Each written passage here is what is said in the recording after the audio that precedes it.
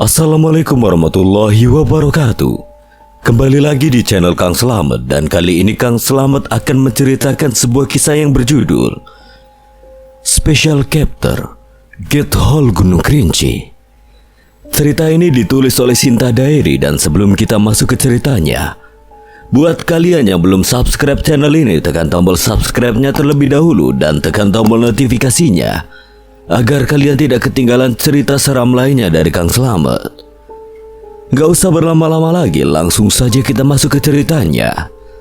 Special Chapter Get Hole Gunung Kerinci.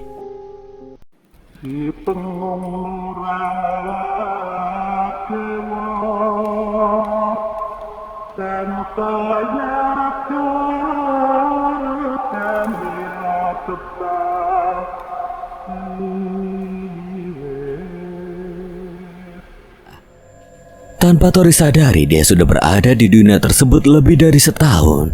Dan mereka bukan lagi sekumpulan makhluk yang lemah. Mereka membentuk klan yang disebut Klan Singa Terbang.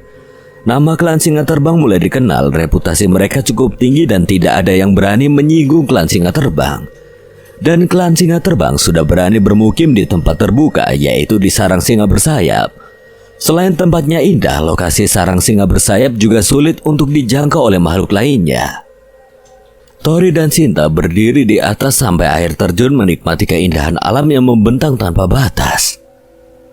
Karena bantuanmu, mereka sekarang bisa menjaga diri mereka sendiri, suamiku. Semua juga karena adanya arahan darimu, istriku. Sinta memeluk Tori, kemesraan mereka membuat siapapun iri melihatnya. Tuan, Nyonya, semua sudah siap. Terima kasih. Kembalilah ke tempatmu, Ezra. Saatnya kita pergi, suamiku. Ya, kau benar. Kita sudah terlalu lama di sini. Ayo kita mulai taklukkan dunia ini. Waktu yang ditunggu akhirnya tiba. Klan Singa Terbang sudah menjadi klan yang cukup kuat, dipimpin oleh Tori dan Sinta. Setahun lebih mereka membentuk sebuah pasukan yang kuat. Akhirnya tiba waktunya untuk bergerak. Dengarkan semuanya. Hari ini kita akan mulai menaklukkan klan-klan lainnya. Misiku hanya satu: menundukkan dunia ini. Pinjamkan kekuatan kalian semua. Sorakan dan auman singa saling bersahutan. Ratusan prajurit wanita penunggang singa bersayap sudah siap untuk berangkat. Dalam waktu 3 tahun, Klan Singa Terbang sudah mulai menjadi klan besar.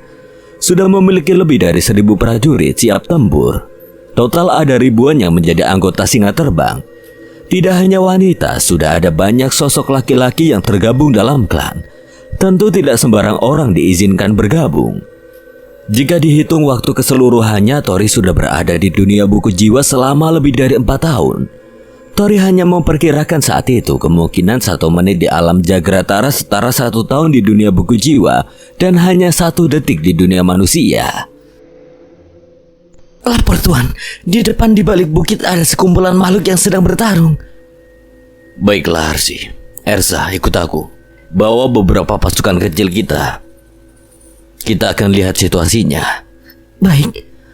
Arsi adalah sosok misterius yang seluruh tubuhnya dibalut seperti mumi. Dia adalah makhluk malang yang sebelumnya ditemukan di penjara di salah satu klan yang sudah mereka musnahkan. Seluruh tubuh Arsi mengalami luka bakar yang serius. Sebelumnya hanya ditutupi dengan daun. Setelah bergabung dengan Klan Singa Terbang, keadaannya mulai membaik dan menjadi salah satu komandan seperti Ersa, Agni, dan beberapa komandan lain yang belum bisa disebutkan. Pasukan kecil terdiri dari puluhan prajurit Singa Bersayap dan 2 komandan Arsi dan Ersa, dipimpin langsung oleh Tori. Itu klan batu, tapi yang satunya aku tidak tahu, Tuan. Tunggu, sepertinya aku mengenal mereka. Lebih baik kita mendekat. Jangan gegabah, Ersa. Ya sudahlah, ayo ikuti Ersa. Gemuruh pertarungan antara 2 makhluk yang berbeda. Klan batu sebenarnya tidak memiliki pikiran, buta, bahkan tidak memiliki hidung, tapi seluruh pori-pori klan batu bisa digunakan sebagai alat pendeteksi. Akurasinya sangat tajam dibandingkan makhluk yang memiliki panca indera yang lengkap. Klan batu juga tidak suka cari masalah kecuali ada yang menyinggung mereka. Pertempuran mereka berlangsung cepat karena hanya ada satu klan batu yang kebetulan dilawan. Satu got saja susah sekali. Ayo kita pergi. Kalian, tunggu. Siapa kau? Apa kalian dari klan Barba? Aku tanya siapa kau? Aku Ersa, putri dari Orsa keturunan leluhur Gabon. Ersa! Klan singa terbang. Lari! Tunggu. Tapi sayang, mereka tidak mau mendengar ucapan Ersa dan memilih untuk meninggalkannya. Tapi secara diam-diam Ersa mengikuti mereka disusul Tori dan pasukan kecil yang Arsi pimpin. Setelah jauh mereka mengikutinya, Ersa berdiri terpaku melihat bangunan kayu khas seperti rumah dia sebelumnya. Ya, di hadapan Ersa adalah sebuah klan yang cukup besar. Klan yang dia kira sudah musnah, yaitu klan Barba, tempat sebelumnya di mana dia dibesarkan. Ersa berdiri, tertegun melihat bangunan di depannya. Dia seakan tidak mempercayai apa yang dia lihat. Kurang lebih 10 tahun sejak Ersa meninggalkan klan Barba yang dia pikir klan Barba sudah musnah, kini ada di hadapannya. Ersa, jangan gegabah. Dengarkan perintah Tuan Tori. Maaf Tuan. Aku tahu kau punya alasan sendiri. Bukankah di depan itu klan Barba? Kau pasti penasaran. Ayo kita mampir. Mereka akhirnya menuju pemukiman yang besar milik klan Barba. Tembok yang terbuat dari kayu dan akar membentang tinggi, dan ada beberapa penjaga di atasnya. Kita diserang! Bersiaplah! Suara genderang peringatan terdengar keras. Makhluk-makhluk dari dalam bangunan mulai bermunculan. Mereka dari klan singa terbang. Apa? Singa terbang? Bersiap semuanya. Tunggu. Aku Ersa, putri Orsa. Apa kalian mengenal Orsa? Mana mungkin Jenderal Orsa punya anak sepertimu? Benar. Pergilah. Izinkan aku bertemu dengannya. Serang! Ratusan panah melesat ke arah Ersa dengan postur tubuh dan senjata Ersa. Dia akan kesulitan untuk menghindari anak panah yang melesat dengan cepat. Arsi tiba tepat waktu. Dia mampu menghalau anak panah yang mengarah ke arah Ersa. Kau baik-baik saja, Ersa. Terima kasih, Arsi. Aku baik-baik saja. Mereka tidak akan mudah mempercayai kata-katamu, Ersa. Ayo kita kembali dulu. Tunggu keputusan dari Tuan Tori. Ersa hanya diam. Jika mereka kembali, bisa saja klan Barba sudah meninggalkan wilayah tersebut. Tapi Ersa tidak punya pilihan lain selain kembali. Dia juga tidak ingin melawan klannya sendiri. Dari kejauhan di atas tembok utama ada sosok yang memperhatikan mereka. Sosok tersebut sempat mendengar dari beberapa bawahannya bahwa ada yang mengaku sebagai anak Orsa. Karena penasaran, sosok tersebut membuktikannya sendiri. Dan ternyata... Tunggu! Berhenti kalian! Sosok itu melompat dari tempatnya. Ersa seketika langsung menengok ke arahnya. Orgin? Ersa, apa benar itu kau? Orgin, bagaimana dengan ayahku? Masuklah terlebih dahulu. Siapa mereka, Ersa? Perkenalan singkat terjadi sebelum mereka memasuki pemukiman klan Barba. Orgin tidak memiliki wewenang penuh. Dia hanya bisa membawa Ersa masuk, tapi tidak dengan yang lainnya. Tapi Ersa juga memilih di luar bersama yang lainnya. Baiklah jika begitu. Cepat panggil Jenderal Orsa kemari. Bilang saja Ersa ada di sini. Baik, Komandan. Aduh, mampus aku. Ternyata dia benar-benar anak Jenderal Orsa. Aku juga ikut memanah tadi. Di dalam pemukiman klan Barba, kepala suku atau Jenderal Orsa sedang duduk menemani sosok tua dan lemah. Sosok tersebut adalah leluhur klan Barba yang konon sudah berusia jutaan tahun. Lapor Jenderal. Komandan Orgin memerintahkan saya untuk menyampaikan bahwa Ersa ada di depan gerbang. Apa katamu? Leluhur, aku pergi dulu. Segera kemari, Orsa. Bawa anakmu kemari. Orsa segera menuju gerbang dan diikuti oleh beberapa anggota klan Barba lainnya. Gerbang berdecit dan terbuka lebar-lebar. Perhatian Ersa langsung tertuju ke arahnya. Sosok besar berambut putih muncul di hadapannya. Ayah, Anakku. Orsa terpental saat Ersa berlari kemudian melompat memeluk ayahnya. Dengan tubuh besarnya otomatis Orsa terpental. Ribuan mata memandang, semuanya melongo melihat Orsa terjatuh. Klan Barba di dunia tersebut memiliki berbagai jenis. Semuanya adalah ras campuran yang memiliki warna kulit yang berbeda-beda. Biru, hijau, merah, putih, bahkan hitam. Ternyata kau masih hidup, anakku. semuanya karena Tuan dan Nyonya aku masih bisa bertahan. Oh, ternyata begitu. Jadi selama ini kau berada di klan Singa Terbang. Reputasi klan Singa Terbang tidak main-main. Dan ternyata anakku salah satu jenderal di sana. Hebat. Hebat. Tuan, maaf aku beberapa kali mengabaikan perintah Tuan. Ayah, dia adalah ketua suku klan Singa Terbang. Tidak masalah. Kau punya alasan untuk itu. Nona, kenapa kau minta maaf? Kau sudah kembali ke sini.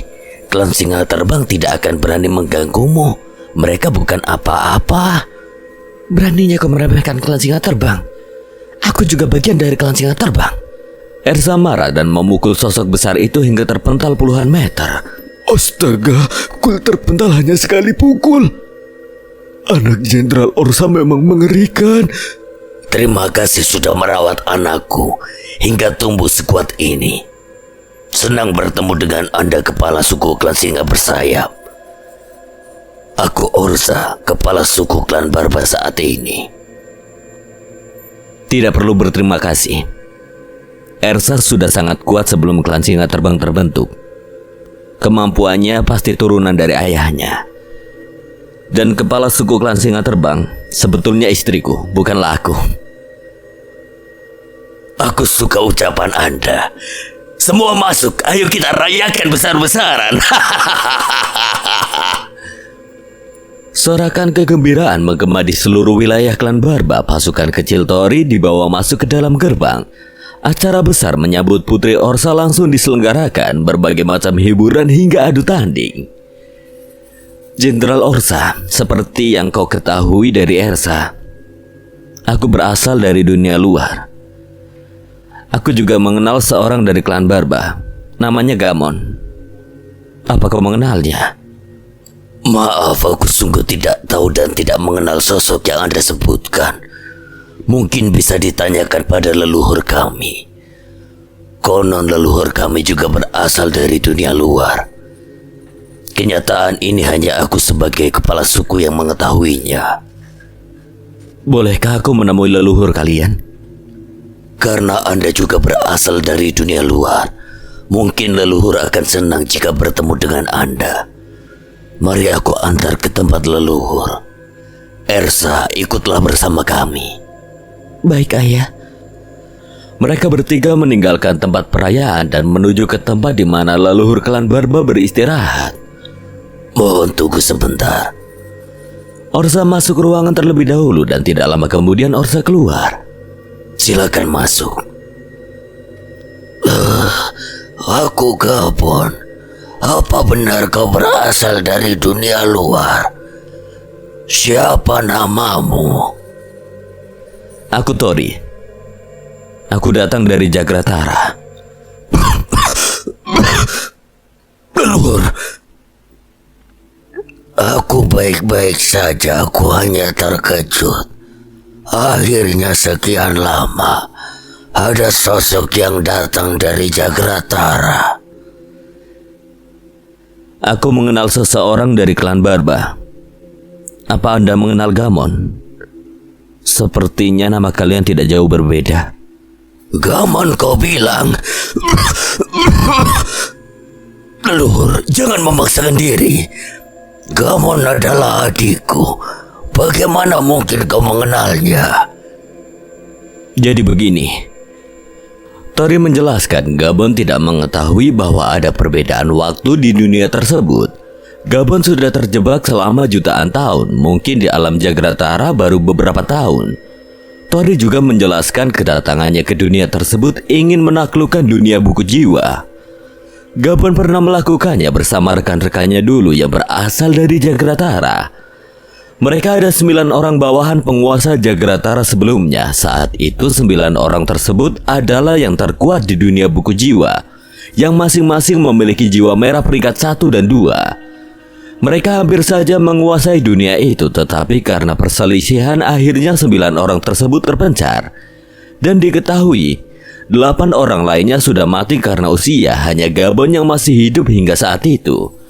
Sebab klan Barba memiliki umur yang sangat panjang. Orsa, ambilkan aku palu guntur. Maksud leluhur, Cepatlah bawa kemari senjataku. Baiklah, mohon tunggu sebentar. Orsa langsung menuruti perintah Gabon dan mengambil senjatanya. Dengan susah payah Orsa membawa senjata Gabon. Bahkan Orsa sendiri tidak bisa dengan leluasa menggunakan senjata Gabon. Sangat berat dan susah untuk dikendalikan. Gabon berjalan keluar dibantu Ersa lalu memegang palu besar itu dengan tangannya yang kecil dan terlihat lemah. Jika adikku Gamon percaya padamu dan bersedia mengikutimu, aku akan membantumu untuk menaklukkan dunia ini. leluhur, apa yang kau katakan?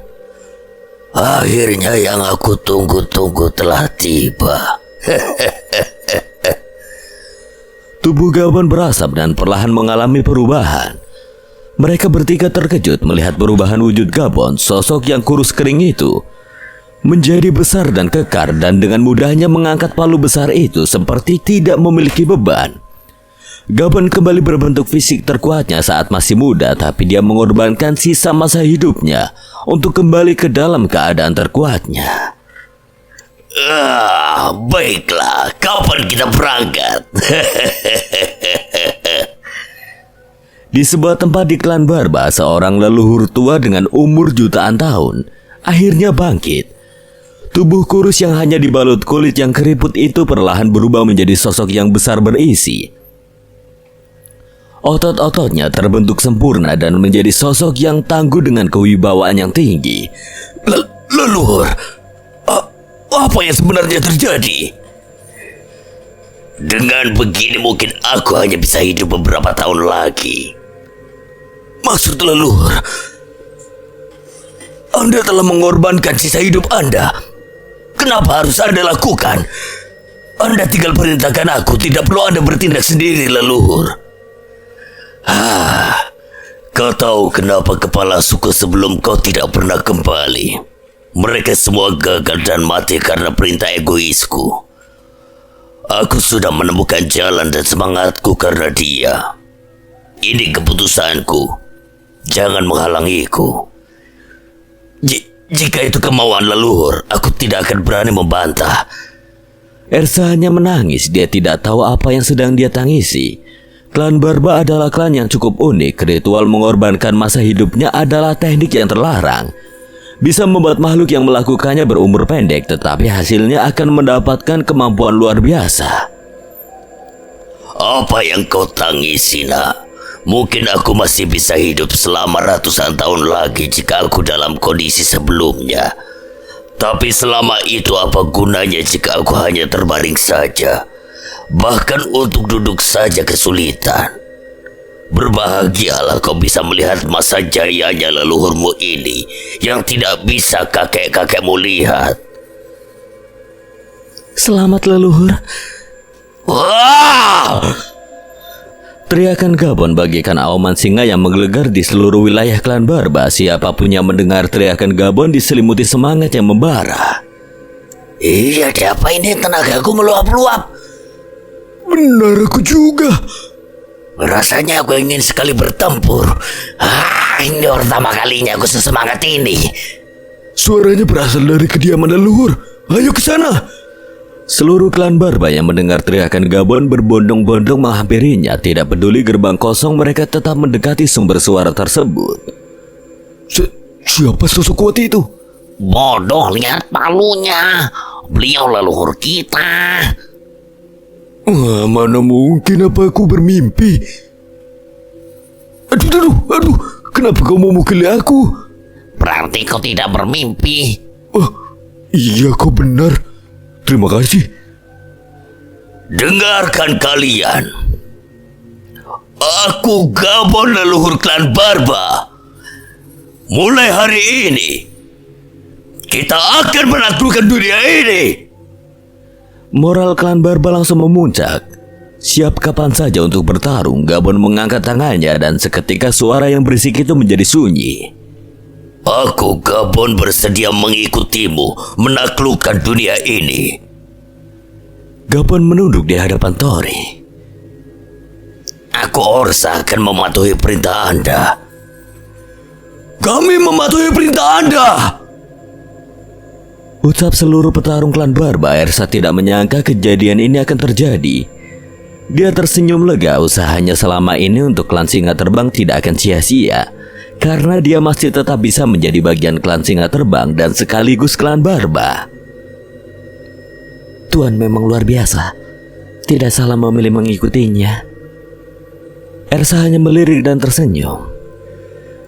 Baiklah, persiapkan semuanya untuk segera pindah dari tempat ini. Ada tempat yang jauh lebih baik. Kalian dengar? Segera berkemas. Tanpa menunda waktu lagi, seluruh klan Barba pergi dari wilayahnya untuk menuju ke tempat yang baru di wilayah klan Singa Terbang. Ada musuh jumlahnya sangat banyak. Segera beritahu Nyonya. Baik. Siapa yang akan menyerang? Tidak tahu Nyonya. Anda lihat saja sendiri. Mereka tunggu. Itu ada beberapa singa bersayap. Mereka bukan musuh. Tak lama kemudian, Tori dan rombongan besar klan Barba tiba di wilayah klan Singa Bersayap. Suamiku, siapa mereka ini? Mereka adalah klan Barba.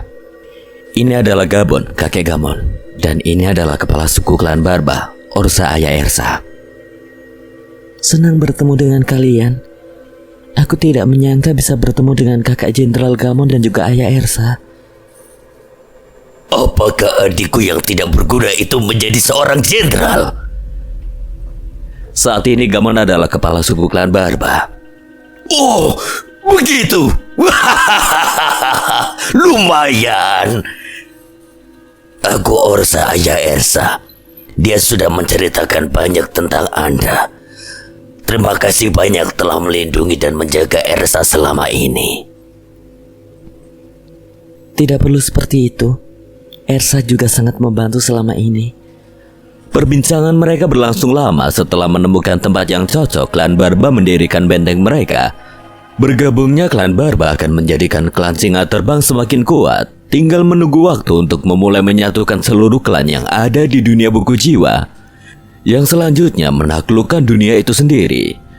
Di satu ruangan yang cukup nyaman, Tori dan Sinta tengah beristirahat. Suamiku, bagaimana kau bisa meyakinkan klan Barba? Gabon adalah leluhur mereka. Karena Gabon sendiri yang memiliki inisiatif mengikutiku, yang lainnya juga mengikuti jejak leluhurnya. Dengan adanya klan Barba, pasukan Singa Bersayap akan semakin kuat. Kita memang kekurangan prajurit darat. Adanya klan Barba, pasukan darat kita akan jauh lebih kuat. Benar. Apalagi klan Barba memang sangat ahli dalam pertempuran darat. Meski begitu, besok akan menjadi perjalanan yang panjang. Aku ingin semua ini segera berakhir. Perjalanan mereka akhirnya dimulai. Klan demi klan mulai ditundukkan. Adanya Gabon yang memiliki pengalaman jutaan tahun dalam pertempuran. Perjalanan menguasai berbagai klan di dunia tersebut menjadi lancar. Klan Singa Terbang menjadi klan yang sangat ditakuti. Wilayah Iblis Tulang yang pernah menahan Sinta dan lainnya sudah dimusnahkan tanpa ada satu makhluk pun yang tersisa. Klan Ordok dan klan-klan yang tidak mau tunduk semuanya dimusnahkan. Sudah lebih dari 50 klan yang sudah bergabung, dan lebih dari 30 klan dimusnahkan hanya dalam waktu 1 tahun. Mengetahui klan Singa Terbang sedang melakukan penyatuan pada seluruh dunia itu, banyak yang mulai bergabung menjadi sebuah klan besar dan menyebutnya sebagai kerajaan untuk menghalau klan Singa Terbang. Kalau ada 5 kekuatan besar termasuk klan singa terbang, 4 lainnya bernama Kerajaan Babut. Kerajaan ini dibentuk dari gabungan 40 lebih klan dari berbagai jenis ras. Mereka berada di Pegunungan Mati, tempat paling tinggi di seluruh dunia tersebut. Kerajaan Zen. Kerajaan ini konon sudah ada sejak ribuan tahun. Tidak pernah ada yang berani menyinggung kerajaan satu ini. Konon kerajaan ini dipimpin oleh makhluk kuat yang abadi bernama Roka. Kerajaan Zenoid. Kerajaan ini juga sudah berdiri selama ribuan tahun. Pendiri kerajaan ini sudah lama mati, yang mana pendiri kerajaan Zenoid berasal dari klan Zenoid dari luar. Kerajaan Jarga. Kerajaan ini juga salah satu kerajaan tertua. Rata-rata penghuni kerajaan ini memiliki kemampuan luar biasa, meskipun penghuninya tidak banyak. Tidak ada yang berani macam-macam dengan kerajaan satu ini, sebab kerajaan ini dilindungi oleh sosok kuat dari klan naga Jorga. 4 kerajaan di atas ada hubungannya dengan salah satu dari 9 orang yang terkuat di dunia.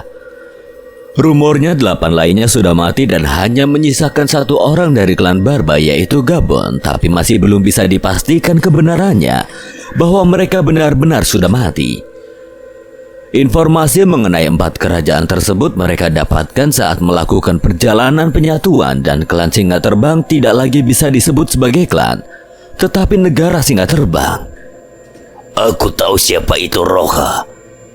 Dari Zen dan juga Jorga dari Jarga. Mereka adalah kawanku yang sama-sama mengikuti penguasa Jagratara. Bisakah kau membujuk mereka untuk membantu menaklukkan dunia ini, Gabon? Mungkin bisa, tetapi aku tidak jamin mereka masih memiliki kemampuan yang sama seperti dulu. Tori dan Gabon berbicara sambil berjalan-jalan di wilayahnya, melihat perkembangan pasukan dan penghuni lainnya. Hei, lihat, singa bersayap ini sebentar lagi melahirkan. Wah, lucunya. Tori dan Gabon juga turut menyaksikan kelahiran bayi singa bersayap itu. Karena senangnya orang-orang di sana yang menyaksikan kelahiran singa bersayap sampai tidak tahu bahwa Tori dan Gabon berada di sana. Wah, Tuan Tori dan leluhur, maaf kami tidak menyadari Anda. Lanjutkan aktivitas kalian. Jangan pedulikan kami. Ada kelahiran, pastinya ada kematian. Gabon menyadari bahwa waktunya tidak lama lagi. Dia harus segera menyatukan seluruh dunia tersebut sebelum ajalnya semakin dekat. Namun melihat bahagianya klan Barba dan klan lainnya yang sudah bergabung membuat Gabon tidak tega jika harus memaksa mereka bertempur lagi.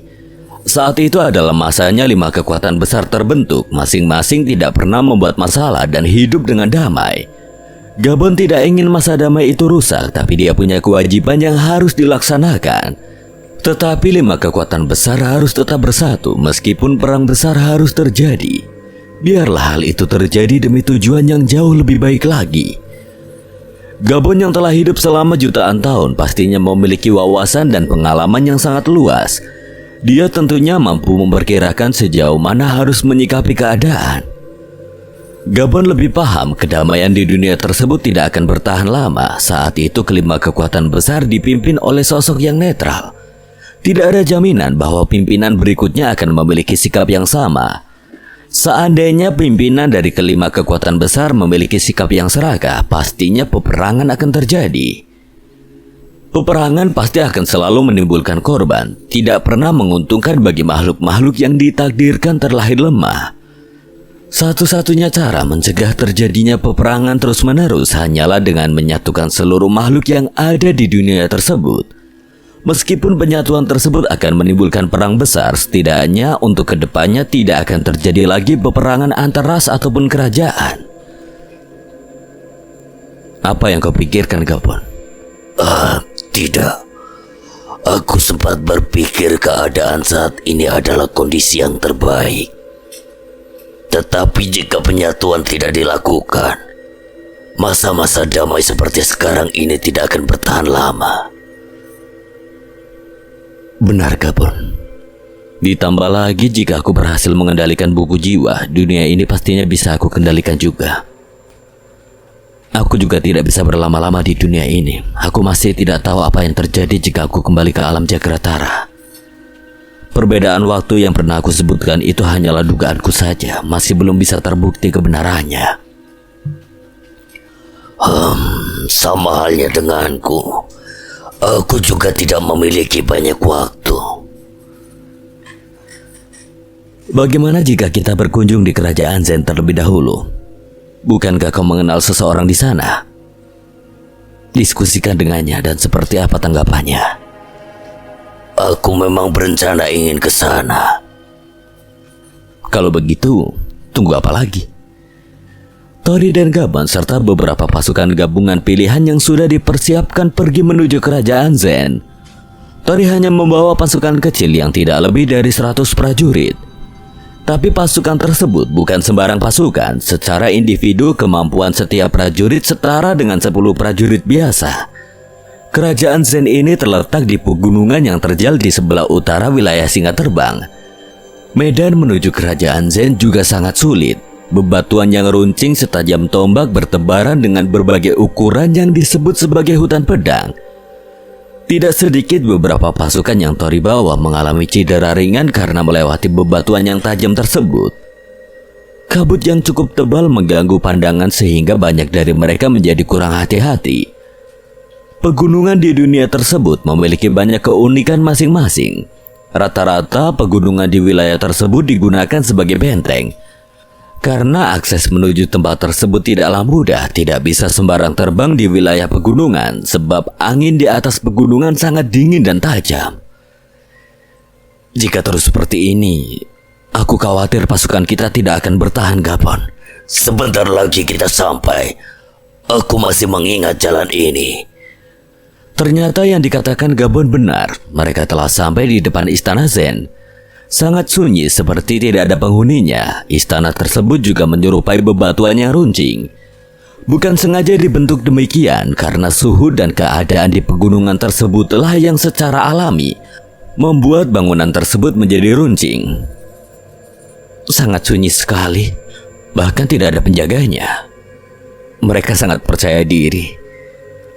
Ya memang seperti itulah kenyataannya. Jika bukan karena aku tahu jalurnya, sebanyak apapun pasukan yang ingin ke sini pasti akan gagal. Bukankah jika begitu tempat ini mustahil untuk diserang? Memang mustahil jika cuaca seperti sekarang ini. Tapi ada waktu-waktu tertentu bebatuan tajam di sini melunak. Dan itu adalah waktu bagi penghuni Zen keluar untuk berburu. Benar juga. Jika kondisi di sini tidak berubah, penghuni Zen juga tidak bisa keluar ya. Roha, aku Gabon. Keluar kau. Seketika seluruh istana Zen dipenuhi oleh sosok yang sudah bersiap menyerang mereka. Di atas istana senjata sudah mengarah dan disiapkan mereka. Gila, pasukan dari mana mereka?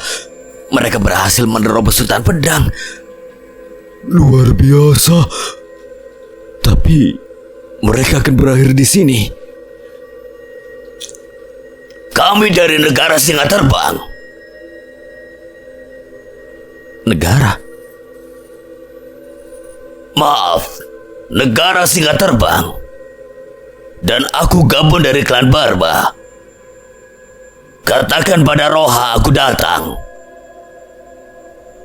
Memangnya kau siapa ingin menemui leluhur kami? Pergilah, jangan buat masalah. Ya, pergilah. Tempat kami bukan sembarangan dikunjungi. Hentikan kalian. Rozan keluar. Tuan Ros. Tuan Ros. Buka gerbangnya. Baik, Tuan.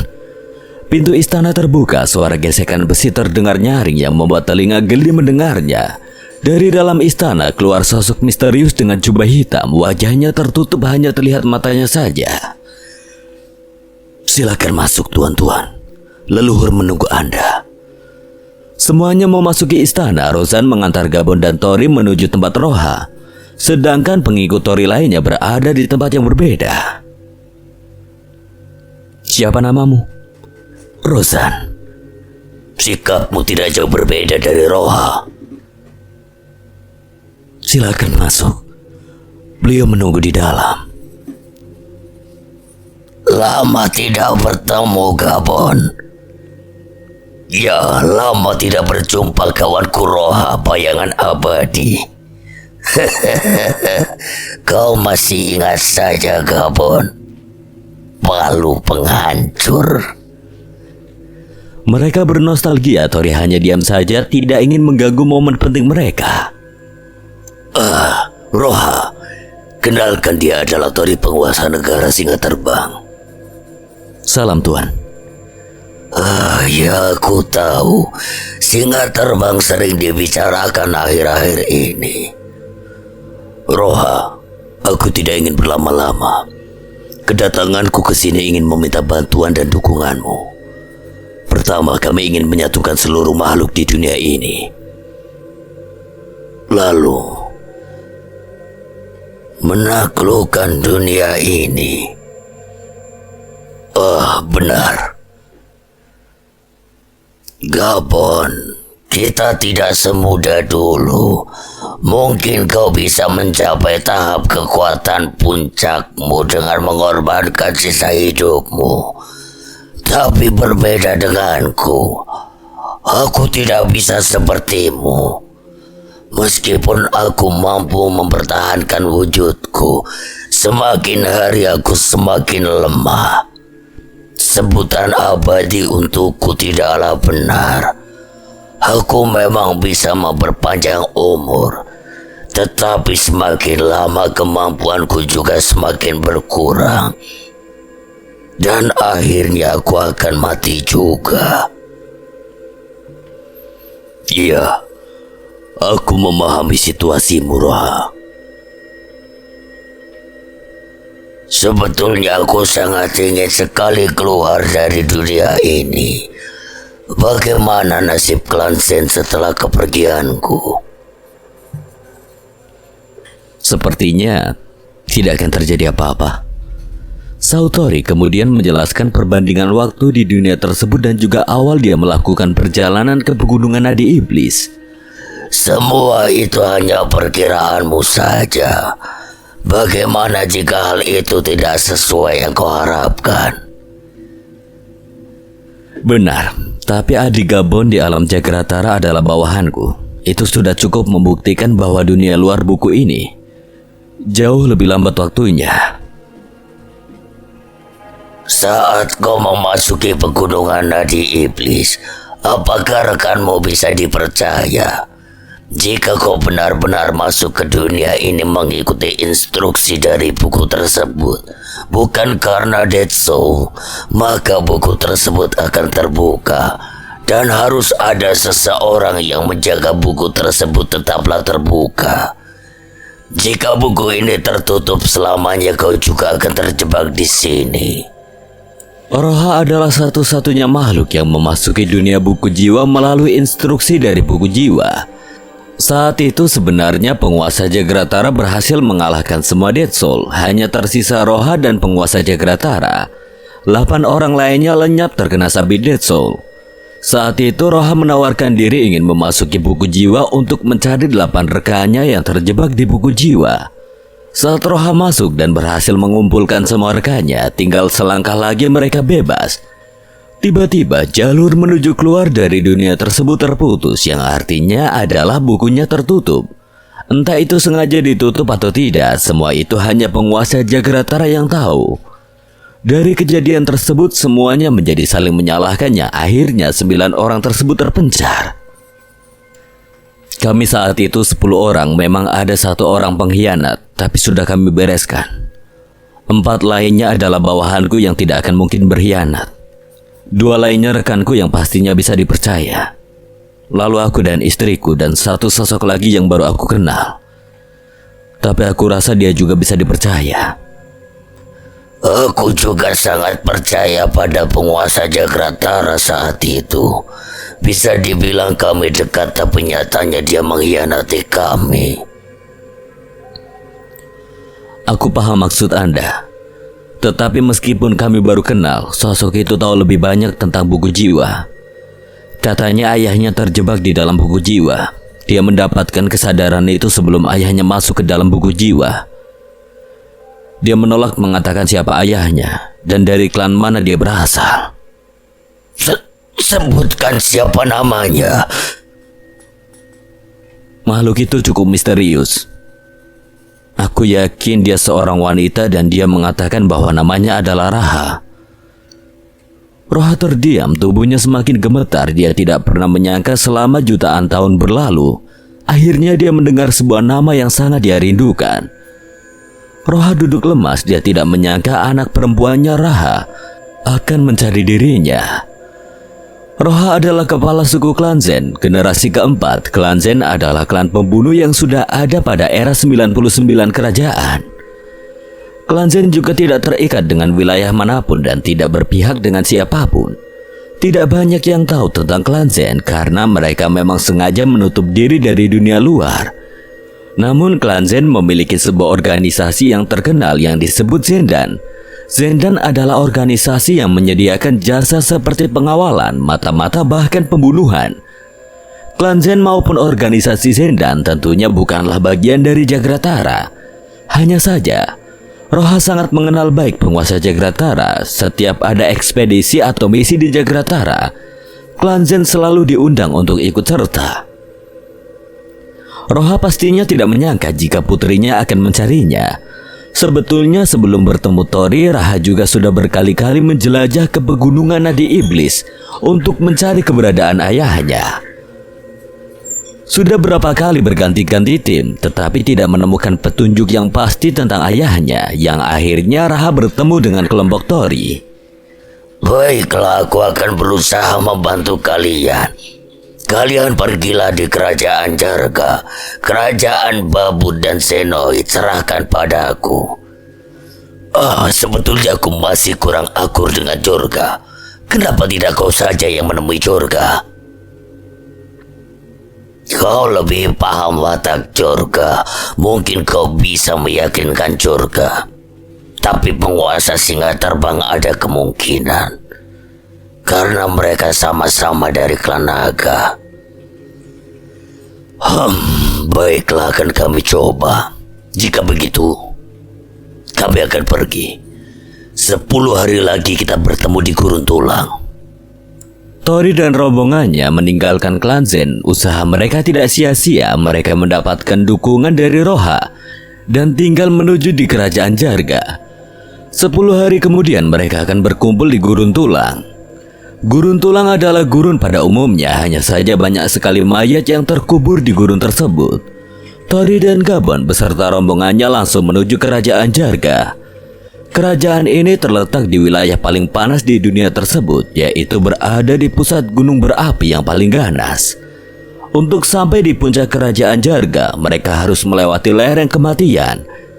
Disebut lereng kematian karena banyak sekali hewan-hewan kuat dan makhluk asli dunia tersebut yang menjaga lereng itu. Salah satunya adalah makhluk dari klan batu, mata iblis, kuda pemburu, buaya raksasa, serigala iblis, ular piton besi, dan masih banyak lagi. Melewati lereng kematian juga tidak bisa terbang di atasnya karena tumbuhan di sana sangat tinggi hingga hampir menembus awan. Hanya klan Jarga yang mampu terbang melewati lereng kematian karena klan Jarga adalah klan naga bersayap. Beberapa saat kemudian rombongan Tori sampai di depan lereng kematian. Tidak ada yang istimewa dengan tempat tersebut, hanyalah hamparan hutan yang lebat dan tinggi. Dari seluruh dunia tersebut, lereng kematian adalah tempat paling indah dan paling mematikan. Tumbuhan-tumbuhan menjulang tinggi, pohon-pohon besar terlihat kokoh serta ada beberapa suara seperti seruling dan terompet yang berpadu. Suara-suara tersebut terjadi secara alami. Banyaknya pepohonan besar sehingga celah-celahnya menimbulkan suara yang terkesan mencekam.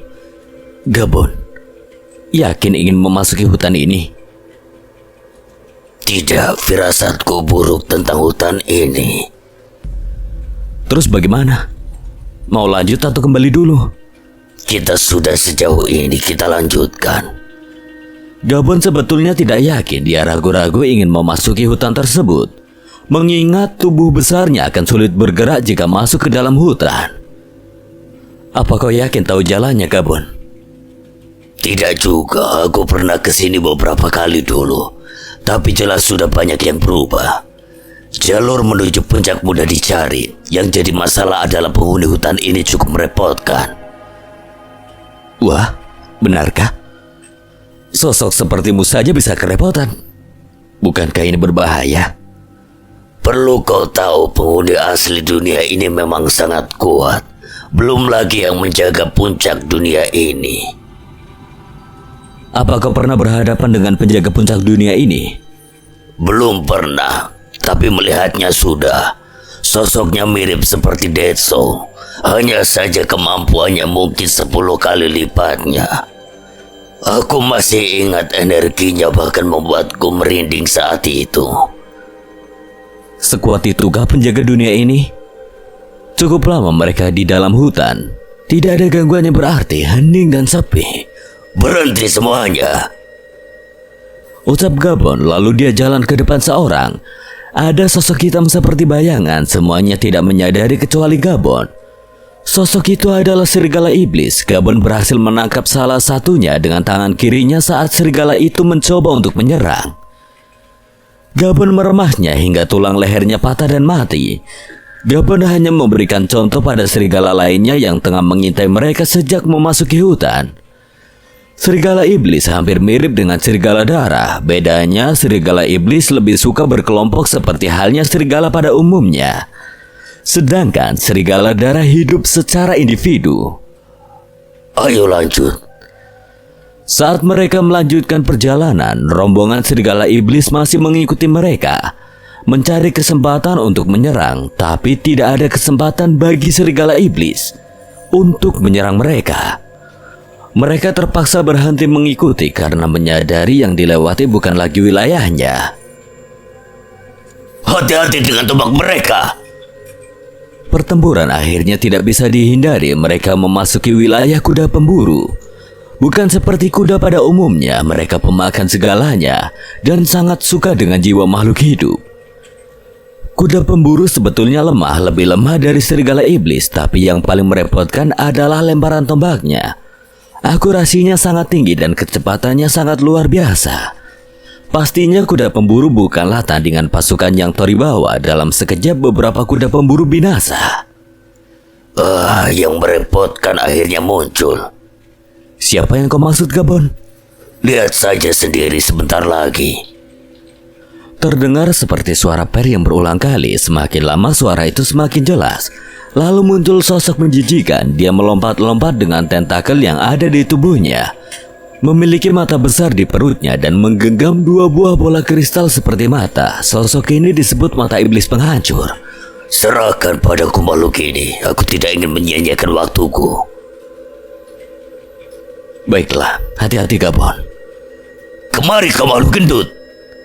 Gabon langsung menantang makhluk itu. Seluruh tempat bergetar saat palu besarnya menyentuh tanah. Kedua tangan makhluk itu mengeluarkan sinar panas yang membakar apapun yang tersentuh. Pastinya Gabon dengan mudah menghindarinya. Saat makhluk itu ingin mengeluarkan mata yang ada di perutnya, Gabon sudah berada tepat di depannya. Sosok gendut itu langsung gepeng terkena palu penghancur milik Gabon. Akan sangat merepotkan jika makhluk itu sampai mengeluarkan mata dari perutnya.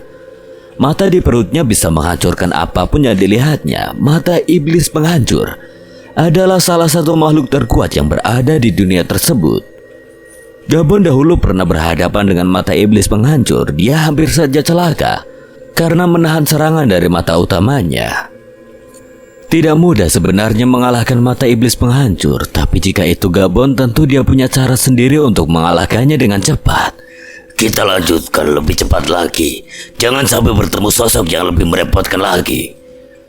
Untuk lebih efisien, mereka akhirnya terbang menunggangi singa bersayap. Mereka terbang rendah meskipun ada beberapa makhluk yang mengejar dan menyerangnya. Semua itu bisa diatasi oleh busur pajang. Akhirnya mereka bisa melewati lereng kematian dan tiba di jalur kerajaan Jarga. Keadaannya sungguh parah, semuanya hanya bebatuan dan tanah yang hitam dan tandus. Bahkan beberapa tanah menganga mengeluarkan lumpur panas yang mendidih. Terlihat di puncaknya berdiri bangunan istana yang dikelilingi oleh danau magma. Itulah istana kerajaan Jarga. Mereka tiba di jalan utama menuju Istana Jarga. Terlihat dari kejauhan istana yang berdiri di atas danau magma yang mendidih. Meskipun sudah jelas tujuan mereka, tidak mudah untuk sampai di Istana Jarga.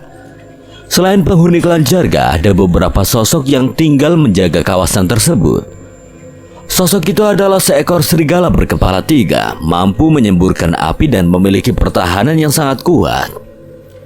Hewan ini memiliki ukuran tubuh yang besar, selalu lapar dan sangat agresif. Hewan ini disebut Beerus. Apakah aman, Gabon? Tidak, akan sangat beresiko. Kita berdua yang akan pergi, biarkan mereka menunggu di sini. Baiklah, ayo berangkat. Situasi di sini memang akan membahayakan pasukan kita jika nekat membawa mereka ke puncak. Sebetulnya bukan kondisi di sini yang mengancam, tetapi yang menjaga lokasi ini. Apakah ada makhluk yang menjaga di tempat seperti ini? Kau akan tahu nanti. Mereka berdua pergi menuju puncak meninggalkan pasukannya. Setiap langkah yang diambil diperhitungkan dengan hati-hati. Salah melangkah sedikit saja, jiwa mereka akan melebur terkena lumpur panas yang mendidih. Tidak terkecuali bagi penghuni Jarga. Terdengar suara hewan sedang marah.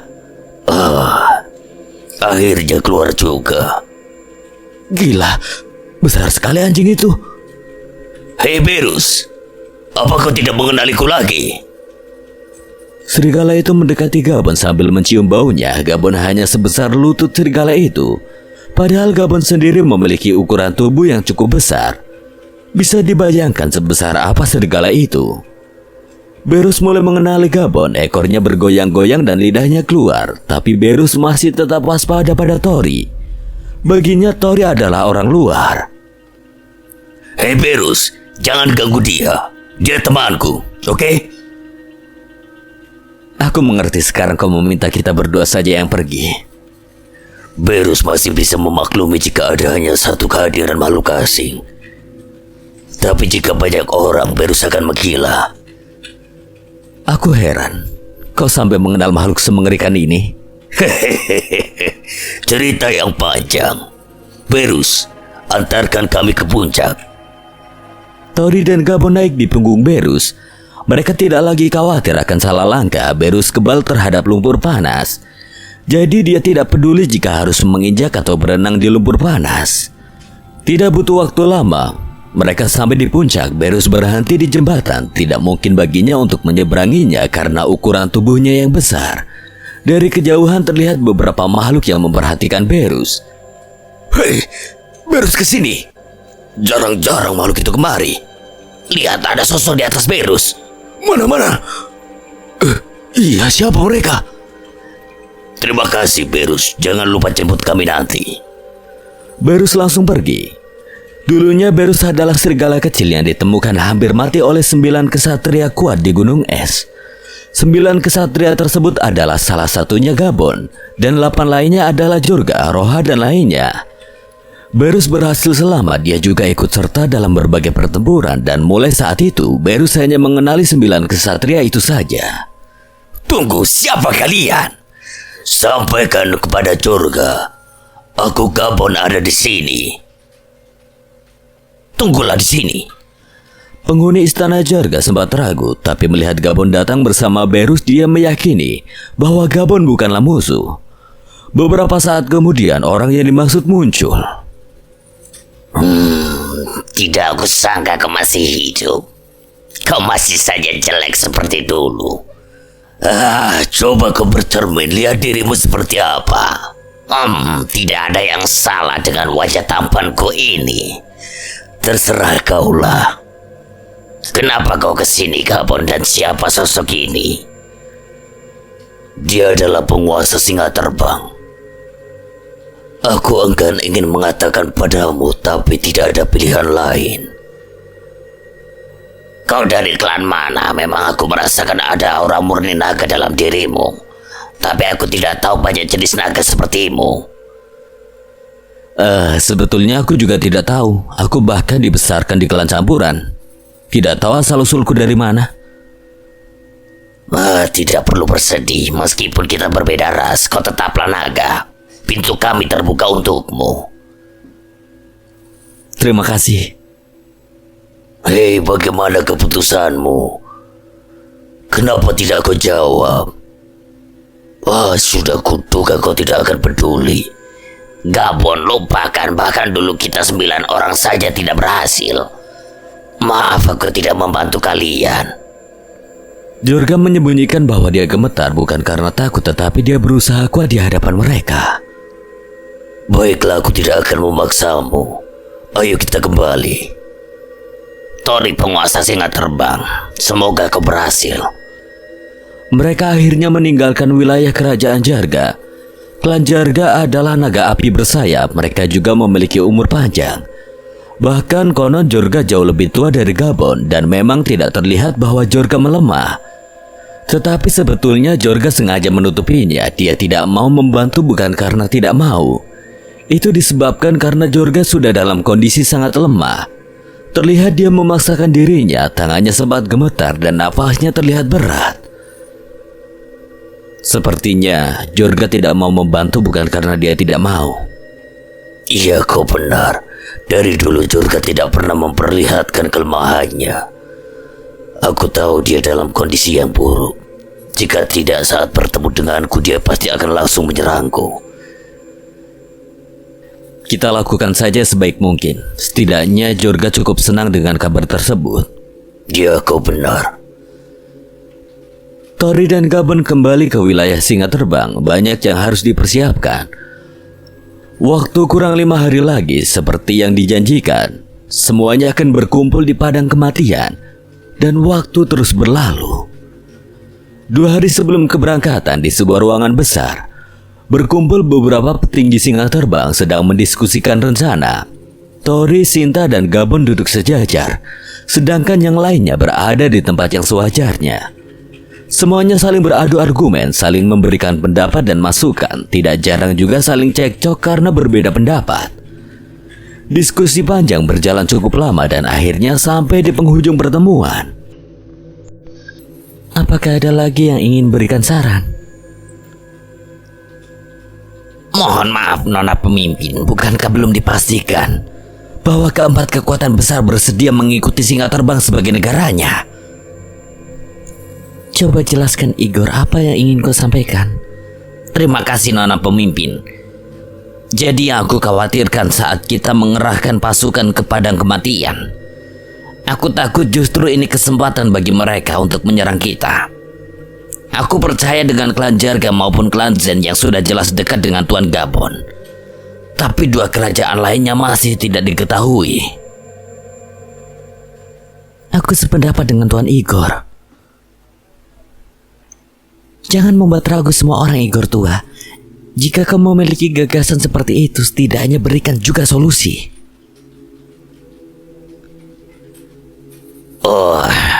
Itu pasti, Nona Mundi.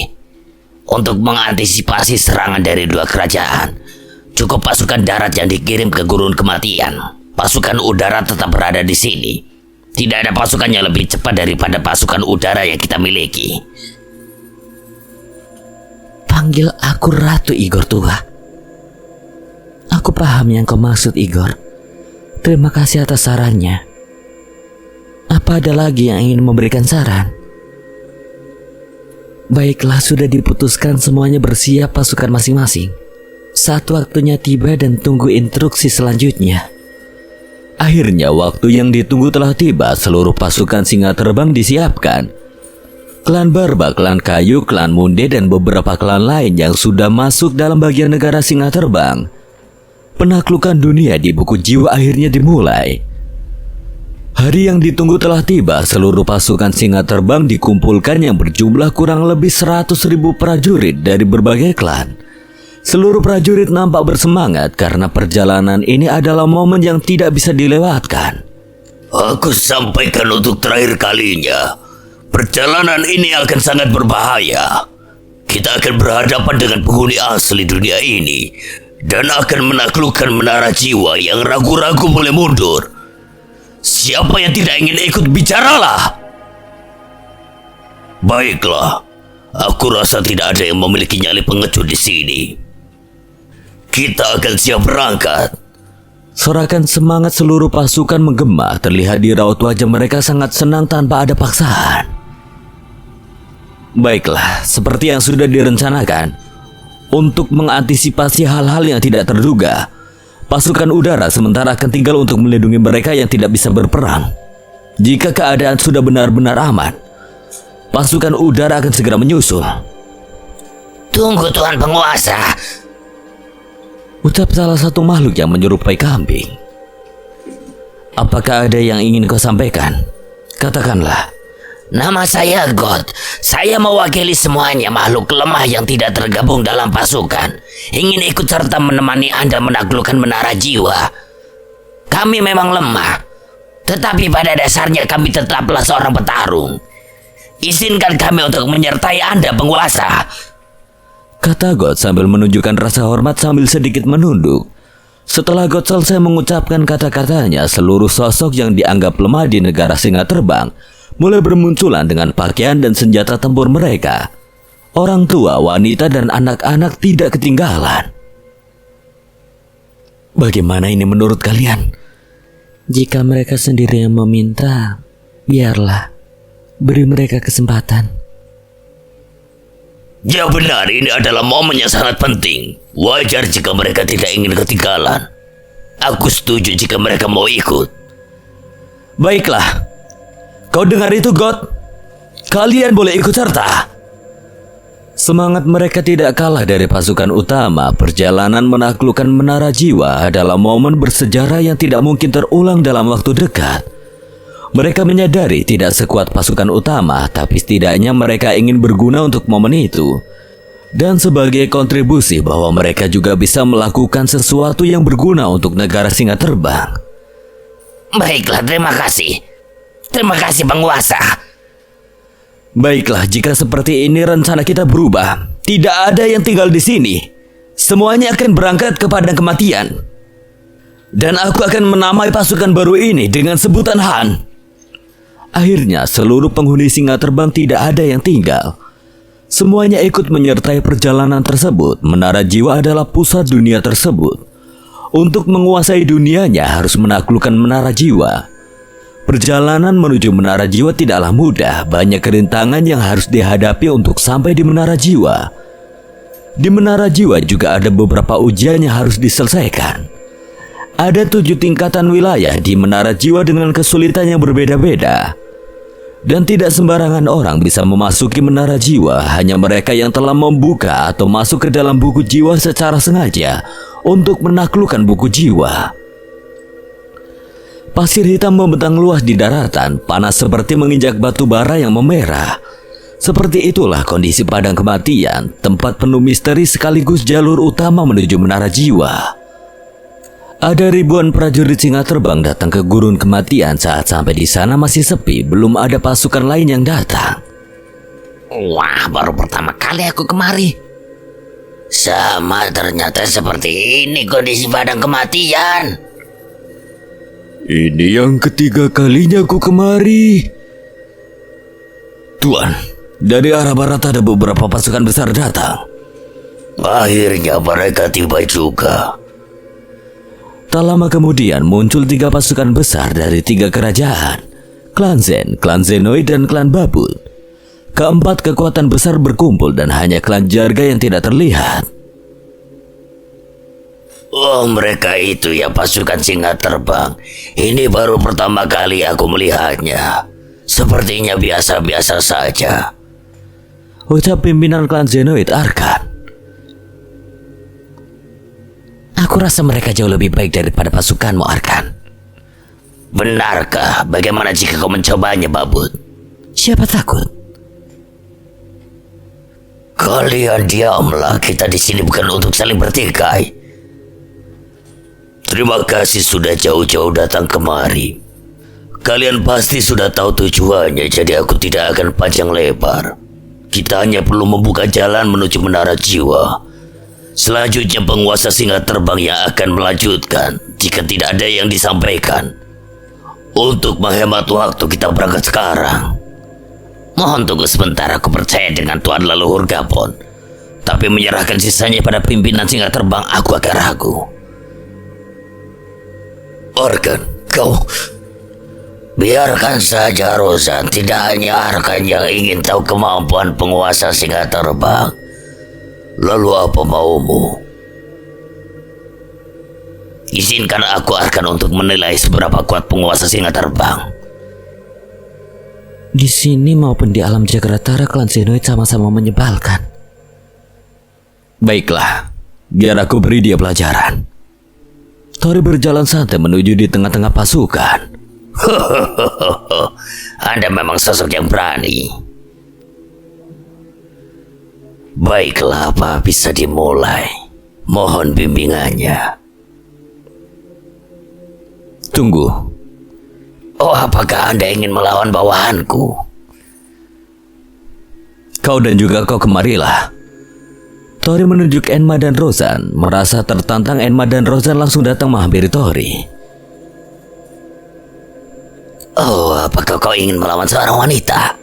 Tapi Enma bukanlah wanita lemah. Baiklah, sekarang kalian bertiga majulah.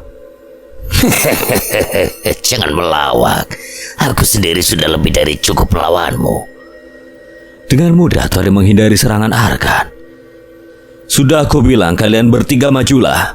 Keluarkan seluruh kemampuan kalian. Arkan semakin kesal, dia merasa dipermalukan. Tapi Enma dan juga Rozan bersiap untuk menyerang Tori. Baiklah, bersiaplah, aku tidak akan menahan diri.